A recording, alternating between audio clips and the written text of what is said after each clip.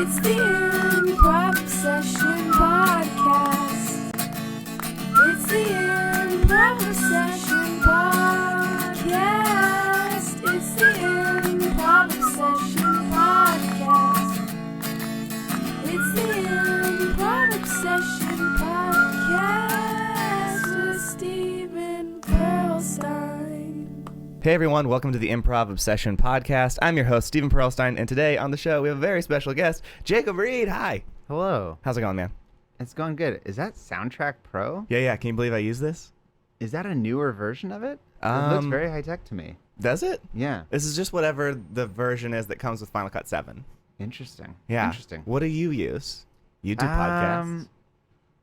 Yeah, I'm not as involved in the recording of the podcasts that I do, but I believe we use GarageBand. Okay. That's not as high tech and fancy. No, not at all. No. That's why this looks more high tech. Some Yeah. people use like Pro Tools. Would Yeah. you believe it? I have Pro Tools.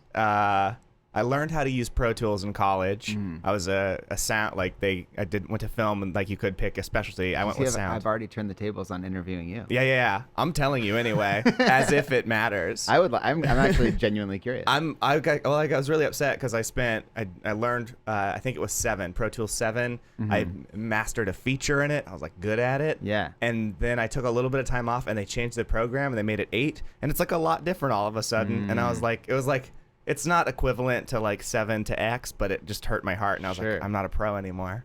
Yeah. Yeah. So that's what's going on with me. Well, we've isolated any listeners who are not interested in both improv and sound engineering, which was my goal. I think that's kind of what I'm going for today. Okay, great. So, Jacob Reed on the wonderful UCB Herald team, now not a Herald team, retired from Herald Night. Too good for it, Bangarang. It's true. We get pulled out of retirement every once in a while, but Yeah. we always make like Danny Glover faces when we do. Actually, we don't. I love Heralds. Yeah. I would love to do more Heralds. If it was socially acceptable, I would probably audition for the next round of Herald teams. If it was socially acceptable. But I remember when we got moved off of Herald Night after doing the first couple months of shows, I was just like, shit, wait, can I swear? I always ask if I can swear on podcasts. Yeah. I'm like, of course you can. Yeah. Who It'd be cares? weird. It I would want to be- know it the would be podcast. weird. Like, hey, keep it clean, buddy. I've also just recently gone through, I go through waves of this. I don't know if you do, but I'm like, I swear too much. But then I'm kind of like, fuck it. I don't care. They're Yeah. just words. But I don't know. Anyway.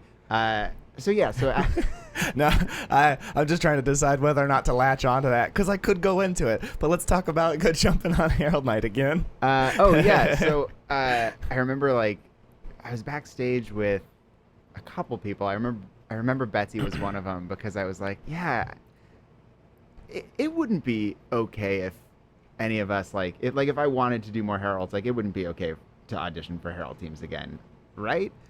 And everyone was kind of like, and then Betsy goes, yeah, don't do that, man. I was like, yeah, you're right.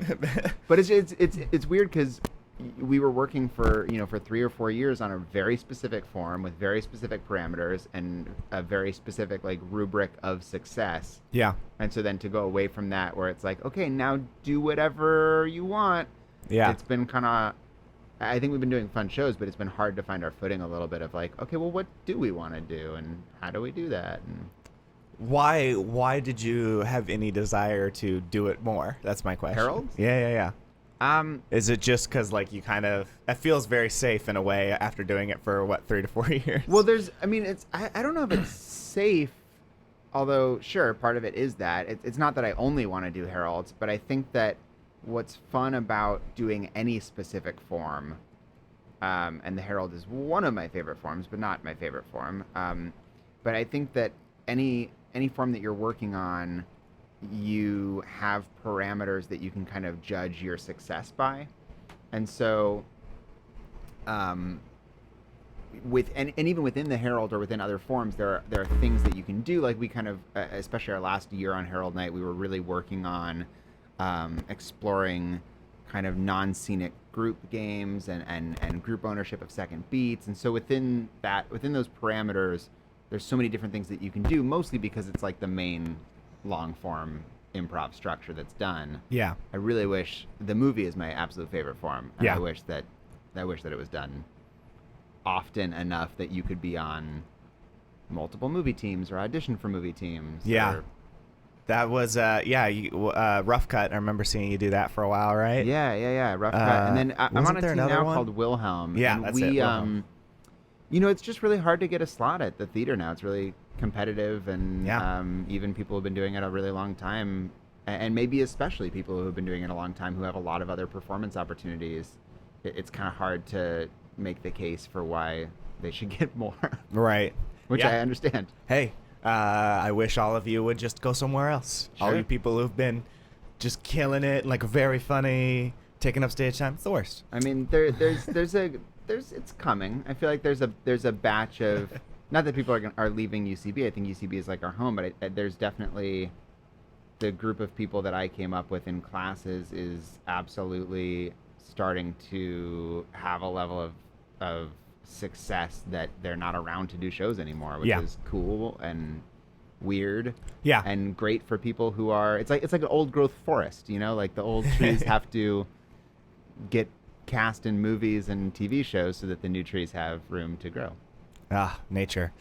Let's talk a little bit about Harold. I want to kind of, because you said a few things that just kind of piqued my interest. It's like saying that it has specific parameters to judge success on. What's that for you? Like, What are those parameters? Yeah. Well, I mean, Just the structure at the Okay. at the very simplest sense, a herald is always going to be, opening 3 beats, group game, second beats, group game, third beats. Within that, there's all kinds of stuff like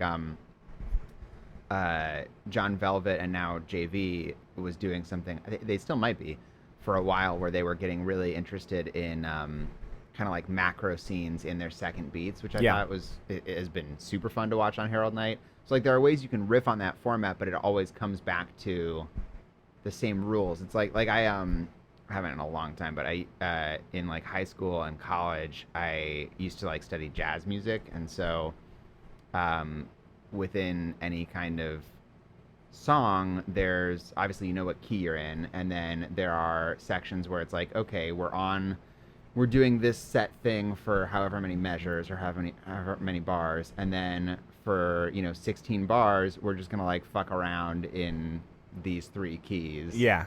And having that freedom is fun, but it's like the freedom is only freedom if there's something that you have There's a to come back constraint. to. Yeah. And so we've been mostly doing just like a montage. Yeah. Just because we don't, we being Bangarang, we haven't been practicing as of the last almost like 4 to 6 months or so. Yeah. And so without practicing, it's hard to work on a specific form because you have to like get those reps in. Interesting. Did that answer the question? Not really, right? It didn't, Kind but of. that's okay. I was just gonna refocus it. Yeah. Okay, Yeah. Good. I I like how you hold the microphone. It's very like. I feel like I have to. Like I want to get one of like those a stands. broadcaster. Yeah. I don't have one of the For, stands. for so I the have to home do it very listener, weird. I'm speaking into a mic that is standing on a desk. Yeah. And Steven is holding his mic like he's about to say like, "Let's get ready to rumble" or something. That's what I'm trying to be that guy one day. Quick side note: my grandma loves that guy. Doesn't everybody kind of like secretly? Well, yeah, but I didn't know. My grandpa used to be like a fighter, and so I was watching boxing at What? his house. He used to be like a Golden Gloves boxer after like the war.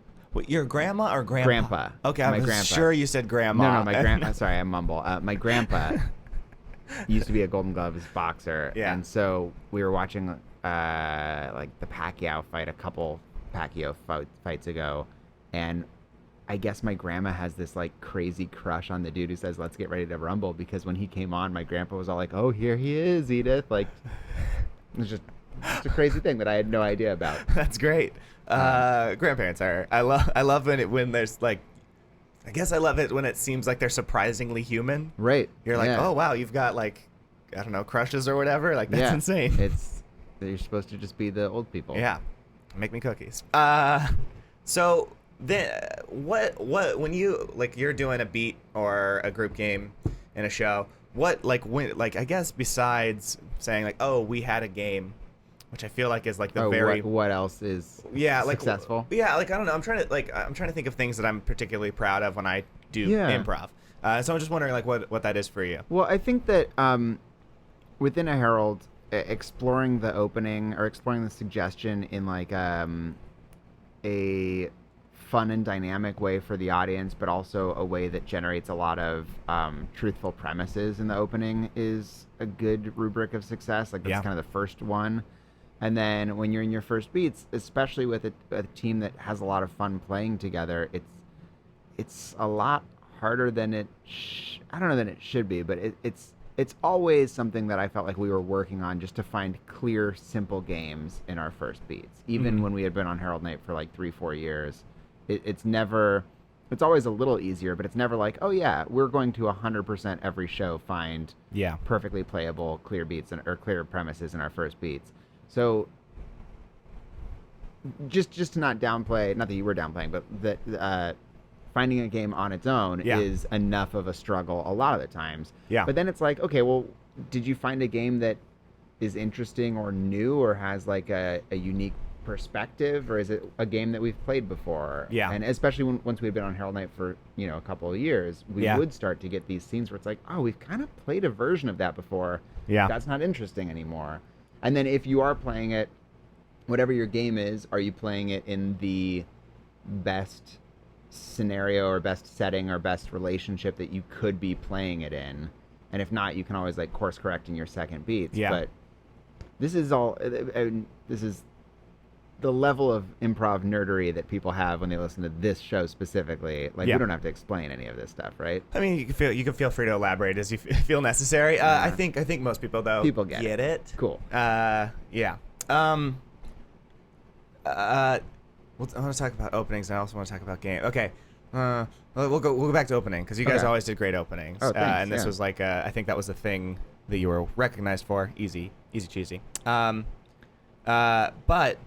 the game beats, like I think that's what's ringing particularly true to me these days is one, not doing games that you like recognize. Yeah. Like, I feel very much like every now and then I'm like, God, I feel like this is somehow like a scene that I've done before or something I've kind of seen before, and I really hate that. Yeah, we were there's a short spell where Chad Carter coached Bangarang a couple times, and he said something. Sounds awful. I know, right? He's terrible. He's like not only a really mean person, but he's not a very good improviser. And now he just left to New York when it's easy to make it. Yeah, true. Obviously he's wonderful, and he's kind of like he's an improviser I've always looked up to. Like when I was coming up in classes and stuff. Chad Carter and Andy Daly were kind of like my gold standard for improvisers. Which is interesting because they don't feel like they're the same type. Well, what's interesting is like they are, but they're. I feel like the two of them are different sides of the same coin because especially, I mean, like now Andy's, becoming more and more a household name as he should be. Yeah. But for a while, they would be the two guys where in college we would go to ASCAT and they would be the two guys like we didn't really notice at first. And I feel like, especially now, I feel like a certain amount of, like I feel that a little bit because I'll do shows where like people will have come to Bangarang shows and then be like, oh, like I saw your team and like they were so good. I don't know where you were. And they'll start describing the show and I'll be like, yeah, I've had to miss a couple shows and they'll be describing the show to me and I'll be like, no, I was in that show. Like I set up some of the moves that you're talking about. You just don't like both of them are not showboaty players. They're very like setup move players. Yeah. Which anyway, sorry, we're getting sidetracked. But Chad said something when he was coaching us that was like, yeah, when I'm on because we asked him like, what do you think about when you're like about to initiate? And he's like, well, I'm on the back line and I'm paraphrasing wildly, but he was like, I'm thinking about that I like what are the premises, and then of those premises, which ones are interesting to me personally, and then of those ones, like which ones have I seen recently, and then I eliminate those, and then of the remaining premises, I try to think about which ones would be initiated with like the least effort because they come from an immediate reaction to a point of view, and it's just like the level that he was thinking about it on. We were like, wait, what? When do you do that? What I'm thinking. Well, my thought is like I've got maybe on a good opening, I've got 4 premises. Sure. Maybe. But in his Probably mind, like it's like 2 or it's like 3. the first Matrix, where it's like he sees all of the premises, and then he narrows them He down. just narrows them down. by- That's absurd. It's amazing. Yeah. And so that kind of stuck with me as just like, fuck, I want to get to that point. Sure. And I am nowhere near that point. Last night, I impulsively initiated, which I do often. Like, if we don't immediately get a scene right after the opening, Yeah. I'll just be like, all right, cool, let's do something. Because that dead time makes me feel very uncomfortable. And Yeah. so I initiate a lot of our shows. I'll initiate some of the first couple scenes, and the premises are. It actually happened last night. I initiated a scene that was like, it was like a half idea premise. Yeah. We found something. It was fine. But Yeah. then while I was dicking around with that scene, Ryan Meharry thought of a Yeah. far better initiation, which was like active and fun. And Yeah. so I feel like if someone jumps on that grenade in the first beat, Yeah. then everyone else has a little bit more time to kind of do what Chad is talking about. Yeah.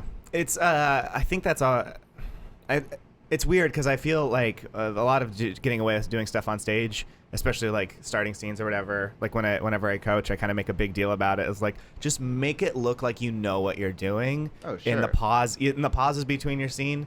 But there is a limited amount of time in which scenes cannot be happening, and it's okay. Right, but before yeah, the audience is like, wait a second, They don't- maybe they don't feel comfortable? yeah, that moment is brief, and it feels even shorter when you're on stage. You're like, Right. like, I think I remember what you're talking about, but I don't think there was that huge of a pause between. Oh, but you're it talking feels about the like show so last much night? longer. Yeah. Oh, yeah, yeah. It feels like was so not much that longer long. on stage. Like I'll remember in my mind like shows or like time that I took or like pauses. I'm like, God, that was so long. Like, why did I take so long to respond to that?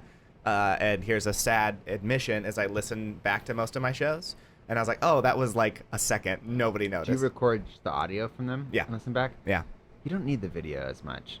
I Sometimes we used to record every Yeah. show on Herald Night. We don't anymore. But I wish we did. Yeah. The I think I might need the video more than I think. The audio's pretty good, pretty helpful, but every now and then I realize that I'm doing something like physically that I didn't. Oh yeah, you hear like I a wasn't big aware laugh. of. Yeah. I and wasn't then the aware audience of is it. like, wait, yeah. what's happening? No, not even that. I wish it was big laughs. Most of the time, it's just like Drew DeFonso Marks mentioned to me not too long ago. He's like, hey, just so you know, you do like faces on the back line, and basically you're deciding whether or not the scene is good with your face. And I was like, oh, Funny. oops. So I forgot I do that. But stuff like that. Pause, premise. You're talking about openings and premises. We were. And then like, yeah, finding stuff that's true to you. But I think that's also the other thing is like finding something that fits in line with what you think is funny. Yeah, I sometimes. Yeah, finding something that is like that. Well, I mean, that's. I what am I trying to say? I feel like that's like a natural, inherent thing that we all do that we don't realize that we're doing. And I was just teaching a class a couple weeks ago where this came up, where it was like, just do, because one person thought something was unusual, and then the other person in the scene was like, that's not unusual at all. Yeah. And it was like, hey guys, there's like, what's unusual about a scene isn't a right or wrong thing. Like, we all have different life experiences and values and opinions, and because of that, what's unusual to us is different. So when, like, in an opening, I feel like most teams who play together a lot, there's probably 3 to 5 ideas that everyone agrees this is objectively, empirically unusual, and we will probably be doing a scene about it. And then there's other stuff where it's just like little fringe things that tickle each one of us individually. Yeah. And those are sometimes more potent to initiate off of, or more, not more potent, but maybe more interesting, because it's not the obvious thing that everyone saw. Right. But there's also like a fine line between something that is unusual to me and no one did identify and no one will identify when I initiate it. Yeah. Or something that you kind of notice and everyone else kind of noticed but didn't really realize how funny it is until you represent it, and then the audience is like, oh yeah, that was really weird. Yeah. And those are those are, I think, my favorite kind of initiations, because it's not like the easy, low-hanging fruit. Yeah. Not that that stuff's bad. That stuff's great. No. But it's nice to kind of be like, hey, like, remember we got more this? out of it Yeah. than, the kind of obvious stuff. That's interesting. It's and that stuff. I think you're 100% right. That stuff was always the thing that will surprise the audience a lot, especially when it clicks in their mind. Like, oh yeah, they came up with this thing, and it was just a little bit. It's or it's that thing that like somebody says something and it, like they tell a story. Or I think that's usually how it goes. They tell a story and it's just like mildly a little bit weird. Like they had a little bit of a weird thought process in there, and you can kind of like tag on it. They're like, yeah, I guess that is like how that would naturally evolve. This is all very abstract and whatever. But yeah, I like those a lot. The other thing what I thought about when you're just saying that, I guess it's not so much like agreeing to me whether or not something's unusual, because I think that hopefully you're just gonna go on board with that. Sure. But it's also like, I think it's genuine. At least stuff I want to initiate are things that I want to do, or like I try to get going, are things that I genuinely believe are funny, which is like I think that's a whole other level, because like maybe this is a little bit negative. I'll just say I'll claim it as negative on my part. But you play with like teams or whatever, like jams, whatever, random people, and you're like, yeah, I get it. Like I get what you're going for, and I don't necessarily believe that is a like funny idea that's necessarily even worth exploring. It sounds terrible and judgy, but you feel that way sometimes. Sure. Yeah, and I mean definitely like in hosting the jam at UCB, stuff like that comes up. I almost feel like, and part of it is, there's a puppy in this room right now that's just being adorable, and I wish everyone could see what's happening. It looked like it was just trying to dig under your bed, but just by nuzzling. Yeah, he does that.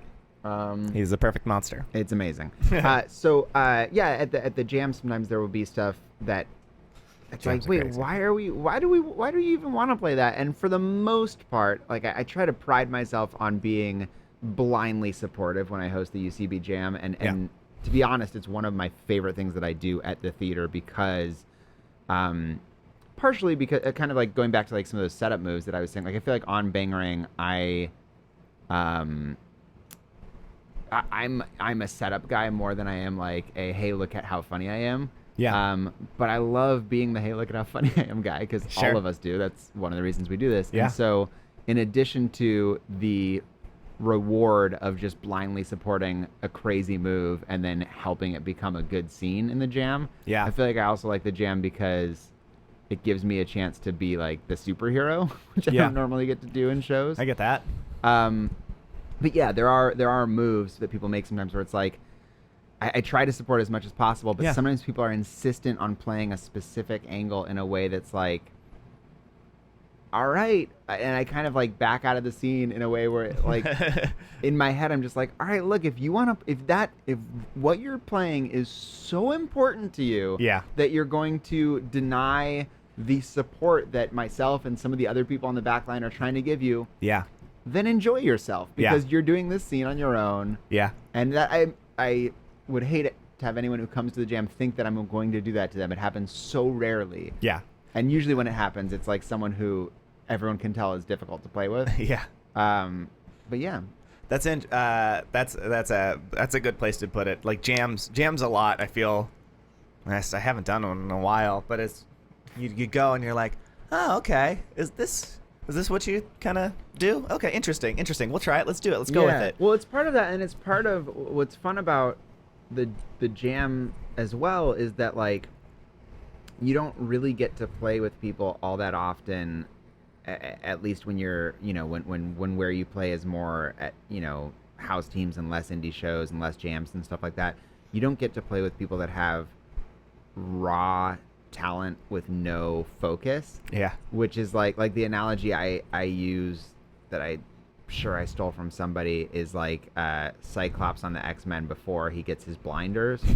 Like it's basically, I think that was maybe even, I'm pretty sure I stole that from Craig Kukowski in a class that I took with him, but it's basically like there's people in the jam who they have points of view and they have opinions that are really funny. They just don't know how to control them yet. And so what's so fun to me about the jam is trying to help just like put those glasses on them so their laser vision doesn't blast and kill everyone. Yeah. But is used for good and excitement. Yeah. That is, I get that. I feel like I see that, I spend more time in the indie world of like just seeing people like, oh yeah, you're really funny. You've got a funny idea. You just haven't harnessed what you are yet. Yeah. It's tough. It's really, and I don't know. I don't think I'm even close to that. I try very we all hard. are. But, I mean, we're it's all continuously getting better at figuring out what our voice is. Right. And what even people I know who have like a really clearly defined comedic voice, there are other things about them that don't fit that voice. So then it's like, okay, well, how do I play that stuff? Yeah. Ugh, It's interesting. Comedy's tricky. Okay, let's talk a little bit about opening. So you guys used to do a crazy opening. Yeah, we used to do like a very organic kind of mishmash opening. We actually for a little while did an opening through our first beats. Like we did an opening, and then whenever we had an idea for something, instead of like bookmarking it and being like, oh, when we do our scenes, we should come back to that, we would immediately initiate it in the middle of the opening and then organically come back. So it was like we basically did like sound and movement with 3 scenes in it, and that was our opening / first beats. Yeah. And we did that for maybe like 6 months or more, and then we kind of at one point, I think it was when we switched coaches from Billy Merritt to Eugene Cordero, and Eugene was like, that's not really an opening. And we're like, yeah, we know. And he goes, well, you guys, you're not really doing a Herald if you do that. And we're like, yeah, I guess that's true. And then we stopped. I love the idea. That just surprises me that Eugene would be such a stickler. Actually, no, it doesn't at all. No, I mean, It doesn't at all. Yeah, he's pretty by the books in like a fun way. Yeah. But our first coach was Billy, and Billy is Billy loves organic stuff and sound and movement and that kind of, and I think that's like, it was so great that he was our coach for our first year as a team, because that's really ingrained in like our team DNA. Yeah. Yeah, that's definitely helpful, and I think it shows too of just being able. I feel like there are coaches and players and like ways of living, or like being like where it's just like you get very in your head and you lock down physically, especially, but you just get so locked in of like, I gotta like stare at this person and just like exchange ideas until I get it.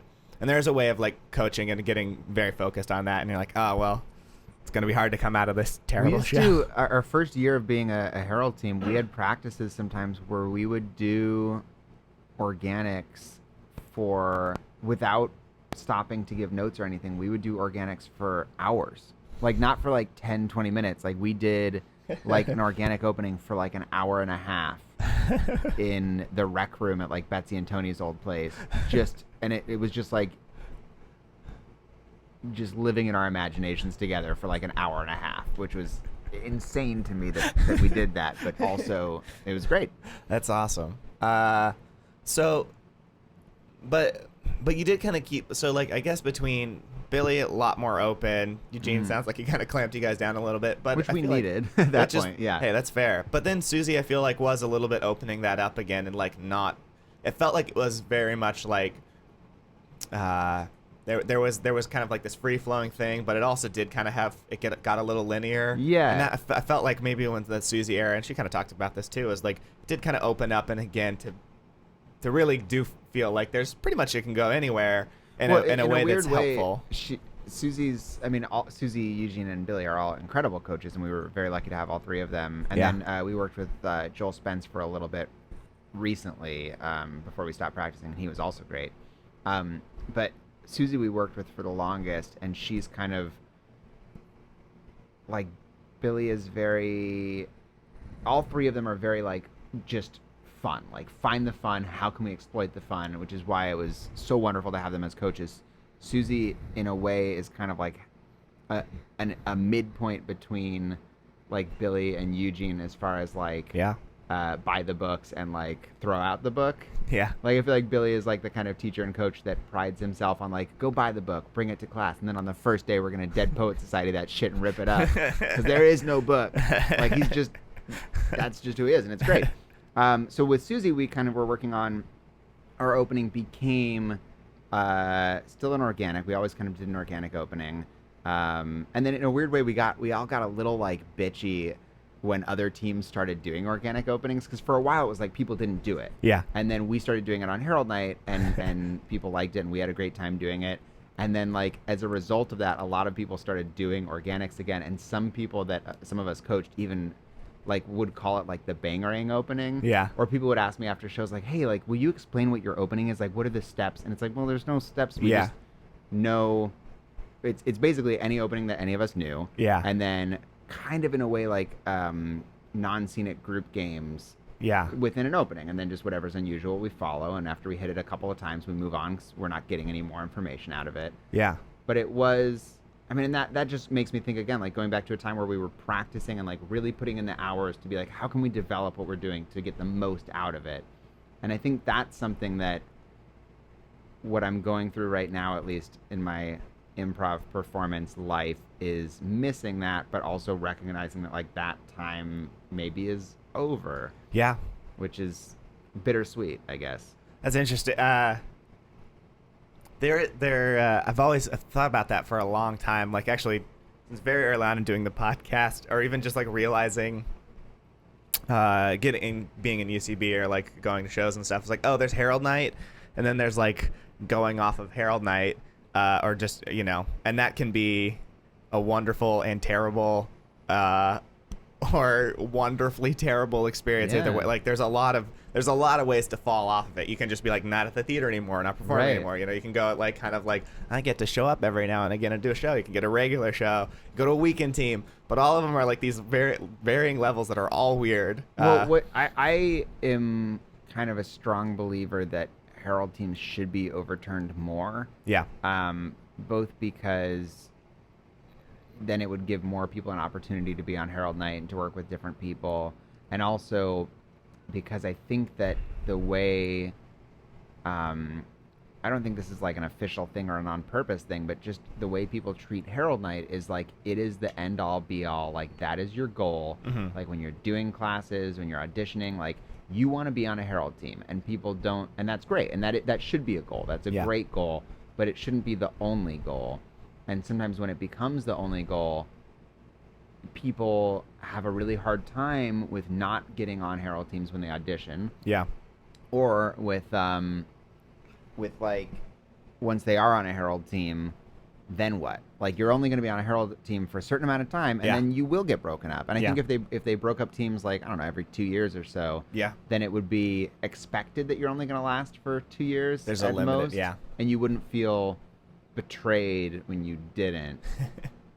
Are we talking about Muddleberry yet, or what? No, not at all. I think just like people, I've seen so many teams where it's like, there's just that weird vibe that goes around in the theater right before Herald auditions, where everyone's like reevaluating their status and like are we gonna be? Do we deserve to be? Like, well, if we're not, like, there's just this weird, all of this thinking that has nothing to do with like, hey, like, are we having fun? Are we doing good shows? And really, those should be your only two concerns. Yeah. But I obviously understand how people fall into thinking about all the other stuff that is human and part of being a part of a community. Well, it's interesting because Herald Night doesn't like.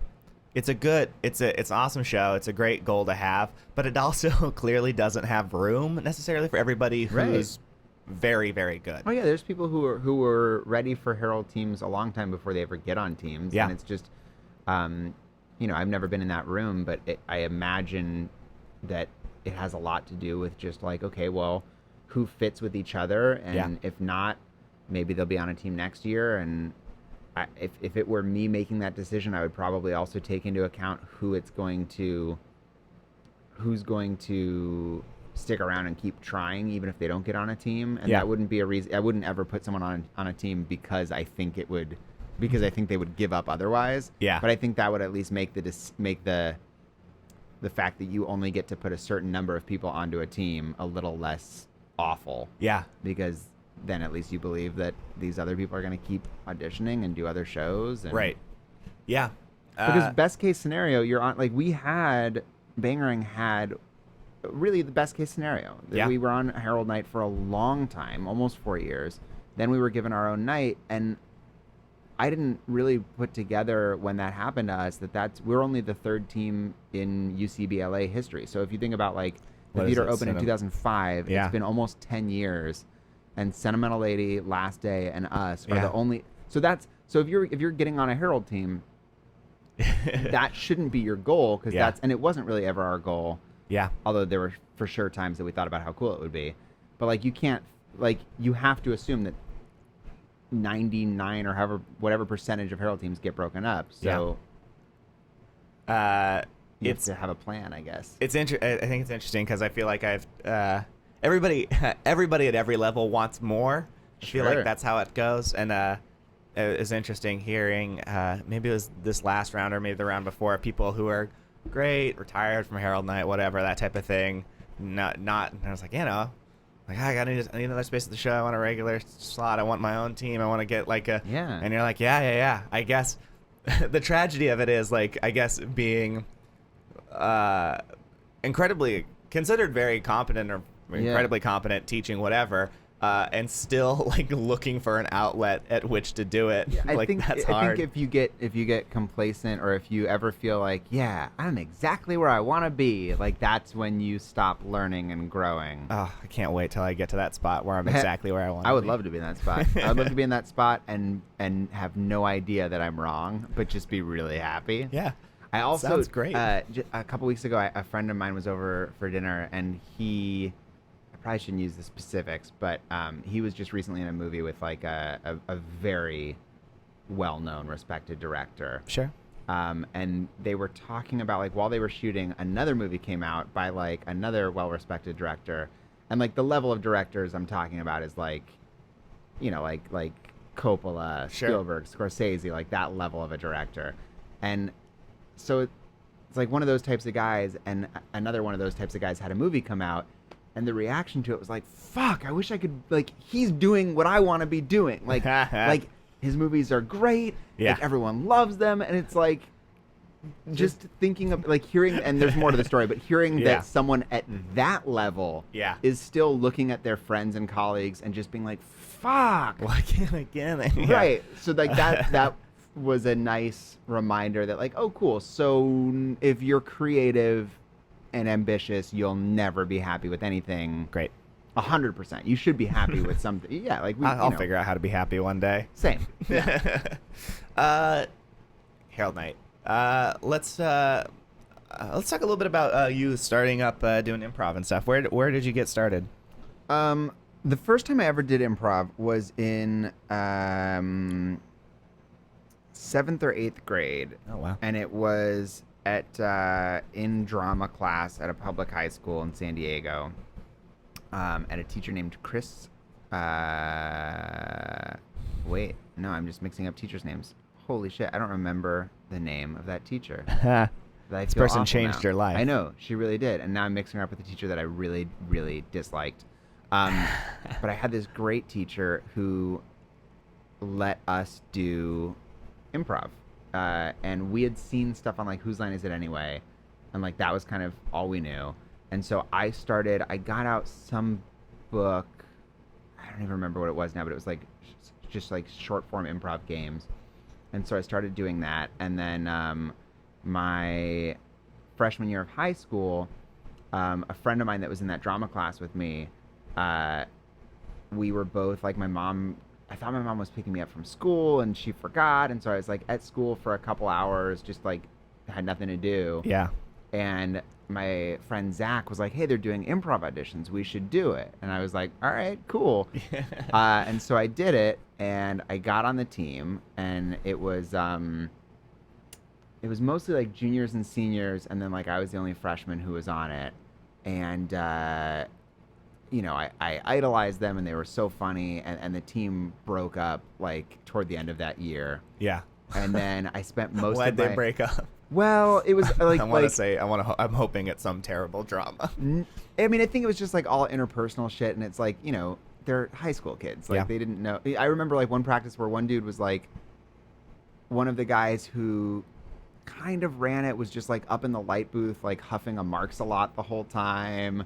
And then like one of the other dudes who ran it was like trying to get everyone to practice, but like people didn't want to because like someone was gonna go buy weed, and it was just like there was just other stuff that people wanted to do. Oh, like what? And huff what? Marks lots, which I've never actually seen that No. anywhere except for like movies. And Yeah. then this one dude in the light booth with like took the cap off of Mark's lot, shoved it up his nose, and then just like breathed it. I still cannot get that image out of my mind. Also, what a badass high school.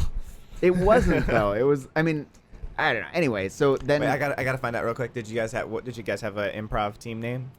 They did. What So is it? I need to know. So they were all Gen Xers because they were all a chunk older than me. Mm-hmm. But the name of the group was Degeneration X instead of Generation X. Great. And then someone informed me later that's also the name of a wrestler. Oh, really? I didn't know that. But, Interesting. So they dissolved, and then I spent most of my sophomore year trying to get it started up again and like reading improv books. And then my junior year, we started it up again and did that junior and senior year of high school. And then I went to USC, where I was enough of an improv nerd by that point. Like I'd read a bunch of books on it. Not that made me good or anything, but we also no. we did a Reading lot does of it. who was I just talking? Oh, I was just talking with Kyle Mooney about this last night because we were on different high school like National Comedy Theater competitive short form groups. Sure. Who else? Aaron McGathy was also on one of them. Yeah. All at different schools. Me, Kyle, Aaron, and then Jacqueline Gabardi, who doesn't do improv as much anymore, was on the team that I was on too at Patrick Henry. And our name was the PHHS Improv Group because I thought silly names were stupid. PHS. Just because we were the Patrick Henry High School Got Improv it. Group. Like it was literally the most boring, unimaginative name ever. But we all did like competitive improv, and then so I went to, when I was looking at colleges, I based my choice of college based on who I thought had the best college improv group. Yeah, of course. Which is so dumb because now I'm in so many student loans. I could have gone to a much cheaper school.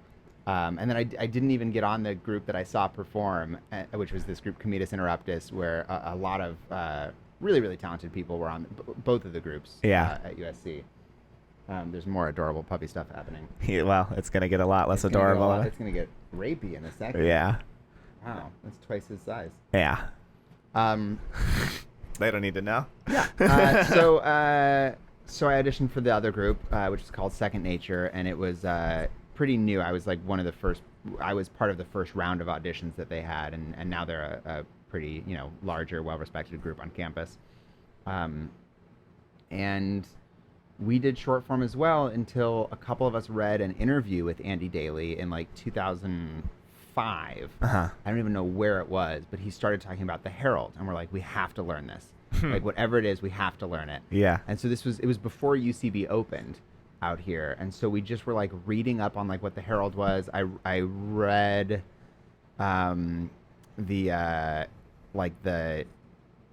Sharna Halpern whatever the book they make you buy at IO is. Yeah. Truth and Comedy. Truth and Comedy, yeah. So like I read that, and then we kind of taught ourselves the Herald based on that. And then when UCB opened, we just started going all the time and asking people to come coach us. And so in like 2005 and 2006, our college improv group was coached by like Andy Daly and Owen Burke, and I think we had like Seth Morris come out. Like we had like all these people who now are, just thought of as being these like incredible improvisers. Yeah. We were just like, please come, like tell us, and we would, pay him whatever, whatever the coaching fee was at that time. Yeah. And just try to get as much as we could, and we started doing long form. Yeah. And then that's how I kind of started doing stuff at UCB. And I also was on a team at IO for like a long time, for like almost 2 years. What was that? Roberto Alomar. Okay, yeah. I started taking classes also before UCB opened up at this small kind of hole-in-the-wall theater on the west side that was called Ultimate Improv. Yeah. And so the group that was taking classes there at that time, it was like me, Nick Weiger, Heather Campbell, Matt Jones. I'm trying to think of who else does stuff at UCB now. Scott Rogers. Yeah. And then a bunch of other really wonderful Yeah. people who aren't as much in the scene anymore. But so then they all started taking classes at UCB. Like Weiger and Heather took classes at Yeah. UCB, and they're like, oh, like I remember when Heather got on a Herald team actually, which was like a cool thing. Yeah. And then going to see like Last Day, and then I eventually started doing stuff at UCB, and that's a fairly comprehensive. That's history. a full rundown. Yeah. That's funny. I like that you said that you found just some article with Andy Daly and got interested. I think I kind of had that happen with oddly you and Bangarang. Really? I don't know. There's that's nuts. I still have it on my computer. I just found it because I realized I looked it up. This Tremendosaur Rough Cut Bangarang thing. Like I was just reading everything I could The find. most ridiculous article title ever. Yeah. I just was reading that, or not. I didn't read it, but I was trying to find it because I needed to do like some kind of press junket. The title of this article is. Wait, do you have it up there? Yeah. Can you? Okay. Yeah. Tremendosaur, Rough Cut, and Bangarang. Jacob reads a UCB based triple threat. Yeah. Makes me sound so much cooler Yeah. than Hey, I would ever it's sound. very otherwise. cool. And the person who wrote that article, Samantha Pitchell, is now a friend of mine. Oh yeah, is- I know her. Yeah, she's great. Yeah, She's I know her involved on in, like, Twitter. I don't every know her. comedy, but- anything. Yeah. Okay, that's funny. But I didn't know who she was at that point. 'Cause Yeah, I found that article randomly when I was very much just searching like Were improv. you not doing UCB stuff at that time? I was long ago just was that? just starting. I was like just getting into sketch. That's nuts. Yeah, that's Does it say what that year was it was? September 2011. Yeah, that's not that long ago. Yeah. That's not crazy long ago, but I was still. That was like my intro to finding stuff. Steven's laughing at dog humping. Yeah. What's happening? I got this. So that was a prop for a sketch, and then I have this big dog that was like a prop for a sketch, and then I was like, oh, I'll let him play with it. And then I didn't even think about it, but he started humping it, and then now I hide it in my closet. Like that was shoved deep in my closet, and my dog pulled it out. My dog's named Grizz. He pulled it out and just is now humping it. And like, hey, Jacob was staring at him, and it was like, what do you want? He just got off the dog Yeah. instantly. There's a puppy just violently humping a giant stuffed animal and staring at me. That's what he does. He looks up for approval, like a lot. Like he'll do that, and he'll like look up at me, like I "What wasn't did I do?" disapproving, but I was trying not to approve either. I wanted to be neutral on the humping.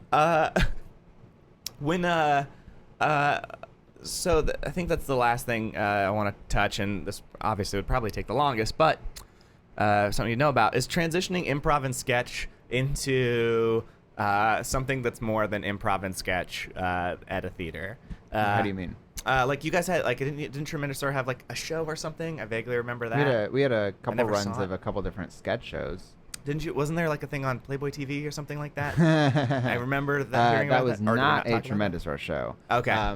But Well, not yeah. It wasn't. Obviously, it wasn't. nor was Playboy. it transitioned from anything that we No? were like trying to do. The short, I mean, I don't mind talking about it. The short version of it is basically Justin Michael, who he and I do a sketch group together called Tremendosaur. Someone at the Playboy channel saw some of our videos like the summer we graduated. So like we graduated college, and then within a month we got this email from someone at like a playboytv.com email extension or whatever it's URL. Yeah. Sounded like my grandparents. And we ended up getting this job hosting a TV show for Playboy that is it ended up being a lot more graphic than we were expecting, partially because there's a show on HBO for a while called Real Sex, and so the production company that made that was also making this show, and like it Real Sex had like won all these awards, and it was kind of like a documentary look at like adult topics, and Yeah. I've actually seen a couple episodes recently. I'd never watched it before, but it's pretty interesting actually. I feel like I've seen one. Yeah. Yeah, it's like the production company was this like Peabody award-winning production Yeah. company, and like they had done all this stuff. Yeah. And so we kind of like didn't know exactly what we were getting into, but it paid really well, and we were excited. And, Yeah. the first day we showed up, and there were naked people, and it was weird. And then Playboy did a formatting change while we were making the show, so they used to not show anything pornographic. It was just kind of like softcore. Yeah. You know, what you would see maybe in Playboy magazine. Yeah. And then they started showing like hardcore pornography. And so if you look, I mean, it's much easier to find than I would love it to be. But there's for sure clips out there where it's like Justin and I looking really young and awkward, which we were and kind of are. maybe not young, but still awkward, looking at camera and being like, huh? Like, while people are straight up fucking in the background. It's an insane, like I have seen things, and I didn't know that. It's bananas. So yes, that's the short version of that. That's funny. How do you get a show like that? Is that what you're trying to ask? Well, no, yeah. By accident? Can I? And then people ask you about it for a long time? For some reason, I just assumed that was like by design. No. In some way, and I guess if they made the show that it sounded like they were going to make when we started working with them, I think it would be like, I would like to make that show. Yeah. It's basically take two guys who are like 22 and 23 and who are just comedy nerds and put them in situations that they shouldn't be in. Yeah. And film what really happens instead of like, we had to read all this like douchey dialogue and like, it's just, it's awful. That sounds good. Well, okay, then I guess another to flip it then. So since Playboy wasn't the huge success, like it does feel like you're if nothing else an ambitious person who does other stuff outside of UCB. Okay. I feel like that's fair to say. Like are you Writing, talking about, directing, like, jobs? Yeah, jobs. Like How I guess do you go from improv and sketch at a theater to doing jobs? Sure. That's a nice simple way of putting it. I think it's all about just meeting people and deciding what you want to do and doing good work. Mm-hmm. Almost every comedy job I've had ever, I can trace back to people I met in like UCB 301 and 401. Excuse me. And just performing at the theater. Like, yeah. I've done a lot of stuff with Justin and I have together and separately done a lot of like writing and directing for Funny or Die, and we got hooked up with them because Eric Appel had seen a sketch we wrote and directed for Matt Besser's pilot that he did for The Show Will Get You High. Yeah, The Show Will Get You High. So we were staff writers on that, and then we directed a segment that ended up actually, it was in the show, and then it got replaced by Cream's B-roll sketch. Okay. Which, like, when we didn't know those guys very well, at first we were like, what? Like, who are, like, why? And it's like, it's the funniest sketch ever, and it's the stupidest thing to be. And we weren't upset. We were just kind of a little butthurt because we thought we were going to be on TV. Everybody, Of course. Very rational. So Eric put in a good word for us at Funny or Die, and we ended up meeting with them and doing a bunch of stuff through there. And then that, through that came all these other opportunities. Yeah. And so, I mean, really everything... I think it's just like you have to be part of a community. Yeah. That's one of the, especially I have a couple friends right now who are trying to get into whatever they're doing more. And it's like that if you don't have that network, nothing, you have to be looking for opportunities all the time. Whereas if you're just hanging out with people that are fun and talented, then it's like, hey, you want to make this? Like, hey, we should do that. And then stuff happens. Yeah. I got a couple TV writing jobs. I've somehow had that, all just community. Yeah, 100%.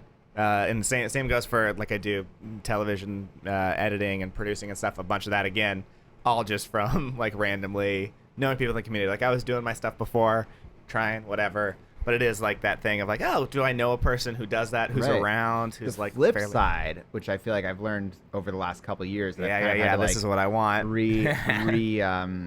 Rethink my strategy a little bit is that when people know you for being able to do something, you can get pigeonholed into it really fast. Mm-hmm. So, like, for example, I used to edit a lot, and then companies or friends that used to ask me to, like, write and direct stuff, when they found out I could edit, would just start asking me to edit stuff. Yeah. And then I would kind of have to remind, especially with, like, switchover at a lot of, like, internet companies, people would come in and know me as an editor, but have no idea that what I originally did for these companies was like write and direct. Yeah. And so I would have to like really fight to do the thing that I used to do all the time. Yeah.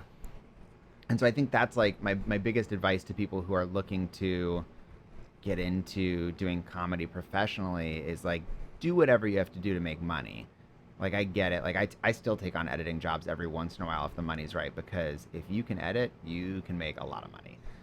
Much more than if you can write, which is... Yep. I just actually directed something that I got paid way more to edit it than I got to write and direct it combined, which was like just this moment of Yeah. It just sucked. That's still the case, and I had in a lot all of my all my TV jobs. Like I'm just like I put together all those checks, and I'm like, yeah, that's like about a week or two on like a good commercial or something. Right. Like it's not that hard to make Sure. that money, and it's tragic. Yeah, it's and so actually tragic. I think it's all about like really selling yourself as whatever the one thing you most want to be is. Yeah. And if it's like, if you want to be a writer, you should be writing all the time. You should be talking about writing all the time. Yeah. And people should hear you, like, just put it out there that you want to be a writer. Yeah. It's hard. A lot of us, especially within the improv world, there's so many talented people that are talented at so many things where it's like, you want to be a writer, actor, director,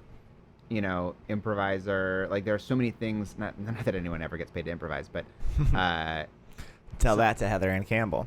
sure, there are a few a few people, but the percentage of people that get paid, just the number of improv jobs out there Very small. are very small. So I think, my advice would be just like focus on something and narrow it down, and also just like never be happy with where you're at quality wise. Always try to be better. Yeah, that's fair. It is the brand. I think it's like just a matter of branding yourself as like a thing that you do. Yeah. And it's interesting because it's like a reputation or whatever. The thing that sticks. You can apply that to like business, real. I'm gonna call them real jobs outside of improv stuff. But I think you can also brand yourself in the improv community too as just being like. I feel like I know there are people who are like, genuinely good people who should be on Herald Night who like do quality improv, and then there are people who are like, yeah, they're like funny, but they're kind of like gimmicky, or like there's people who are like, yeah, they play like assholes, and you'll always know, like everybody always kind of knows, and you're like, yeah, I've just chosen to be this person. I'm gonna always do this. That's interesting to me because I feel like, just going back to like those, like making support moves and that kind of stuff.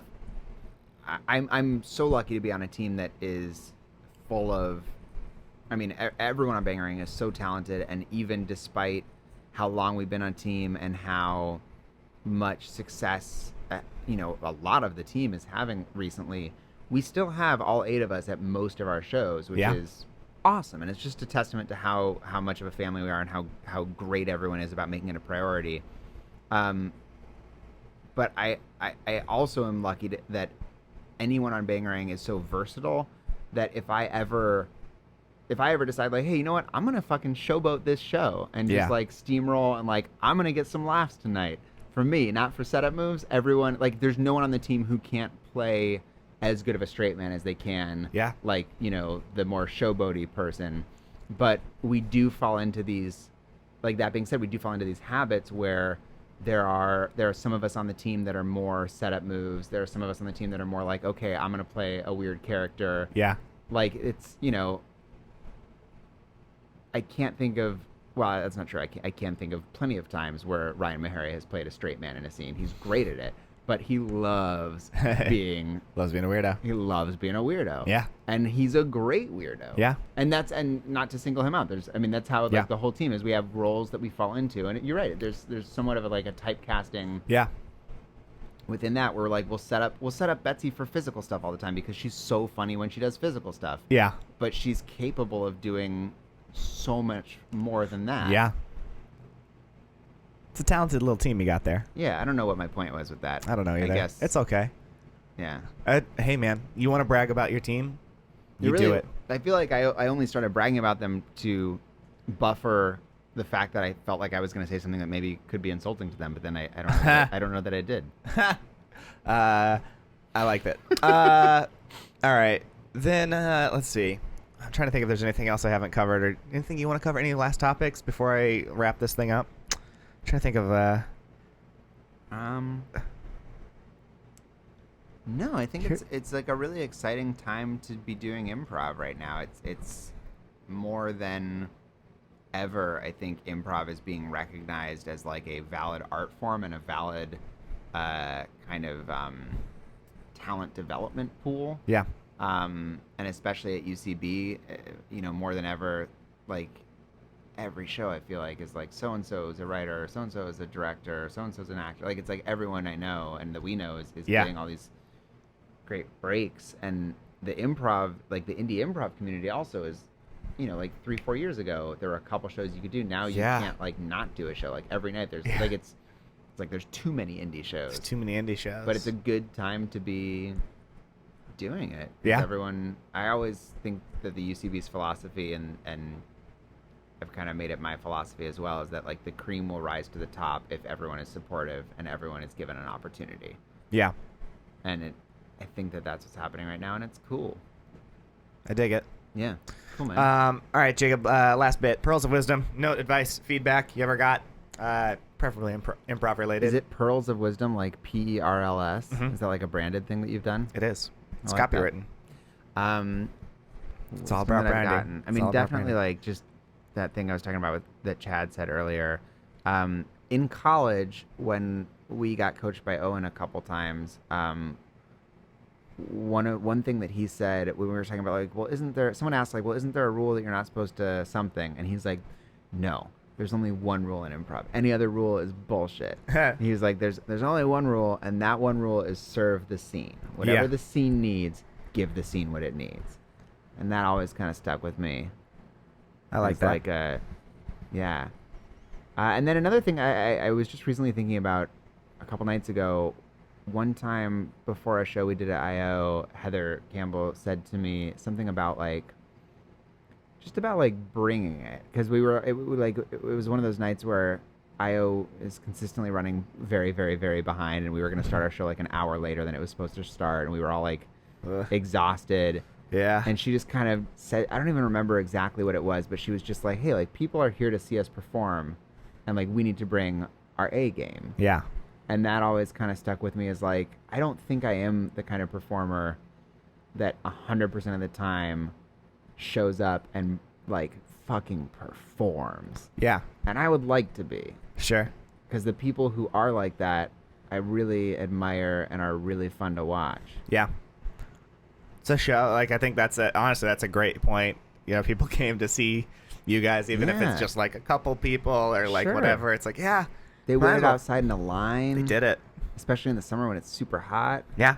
So even at indie shows, even if it's that couple, we got one person in the audience still, it's yeah, they still came. right, they could be doing other stuff with their life right It'd now. be so easy because improv sucks.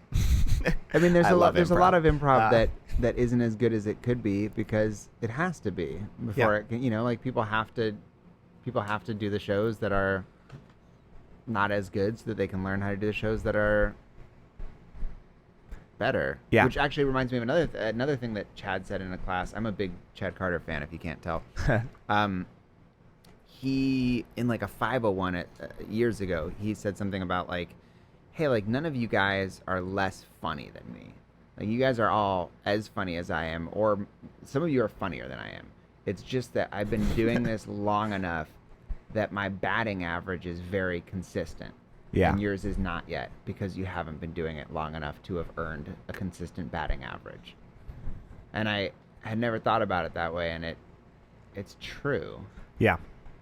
I wish the only other thing that's like that I wish I could remember right now is there's this dude from IO Chicago who used to be like Chad, used to be a scientist and then became a comedy person, and so he writes about improv in this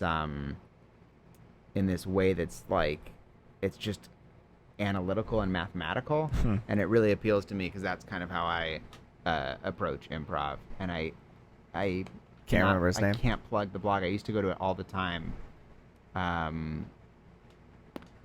Fuck. Well, that'd be really helpful. That's not helpful Yeah. to anybody. It would be helpful if we knew. Yeah, maybe. If you think of it, let me know. Yeah, I'll let you know if I can. I mean, I have it bookmarked somewhere. Yeah. But it's fantastic. All right. Well, I appreciate everything. Jacob, anything you want to plug, share with the world before you go? Yeah, Bangarang Tuesday nights at 11 at the UCB Theater. Good show. My podcast, Before You Were Funny. You can search Before You Were Funny in iTunes. We It's have recorded on GarageBand. It's pretty it's recorded good. on GarageBand, so it's top notch, baby. Yeah, it's fun. We have comedians come read their earliest, shittiest material, and I think that's kind of it. My sketch group, Tremendosaur. You can look for our videos on YouTube. Nice. All right. Thank you so much. Cool. Thanks, dude. Yeah.